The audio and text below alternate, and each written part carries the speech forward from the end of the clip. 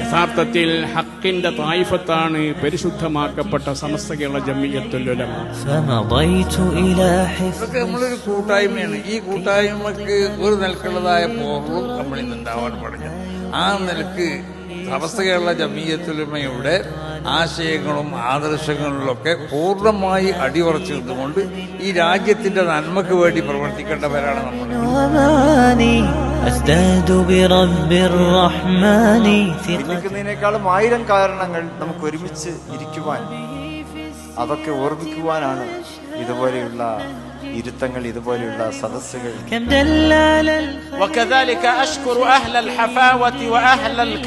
ശുക്രുരത്തുദേശമിന്ന് അഹദിൻ കൃപയിൽ നമ്മളിന്ന് ഇസ്സത്തിൻ ലിവാഇൻ കീഴിൽ ചേർന്നു നിന്നിതാ. വെട്ടമഷ്ടദിക്കിലും പരത്തി സുഹൃതപാത താണ്ടി മഹിത ചരിതമെഴുതി ശതയുഗം ഗമിച്ചിതാ. പതരാത്ത പണ്ഡിതർ ഇരുൾ നീക്കി നേരിനാൽ ഹക്കിൻ റാന്തലായി തെളിച്ച നൂറിതാണേ. മാറുന്ന കാലമൊപ്പം ആദർശം. ആദ്യമായി എല്ലാവരോടും പറയാനുള്ളത്, ഈ ആവശ്യമില്ലാതെ വെറുതെ തക്ബീറുകളൊക്കെ ചൊല്ലി അങ്ങനെ ഒരു പ്രവൃത്തിയൊന്നും ആരെ ഭാഗത്തുനിന്നും അങ്ങനത്തെ ഒരു അങ്ങനത്തെ ഒരു പതിവ് വേണ്ട. അതാരും അങ്ങനത്തെ ഒരു ഇതിലേക്ക് മുതിരും വേണ്ട.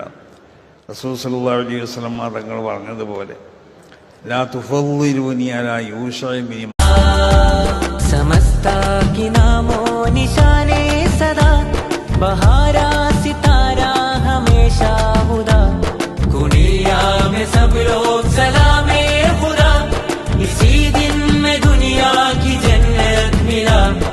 सारे अपने दिल की लगन उम्मत को देते हैं, प्यारे अपने मन की चमन हक में सजाते हैं. चांद तारे वो भी अपनी आंख को सजाते हैं, लोग सारे केरला में इससे इंतिसाब है.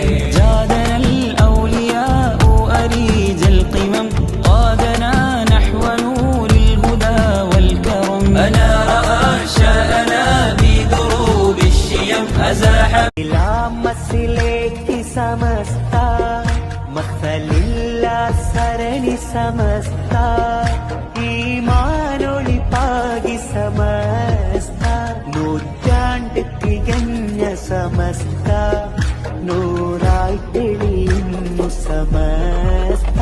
ഇസ്ലാം മസിലേക്ക് സമസ്ത, മസലില്ല സരണി സമസ്ത.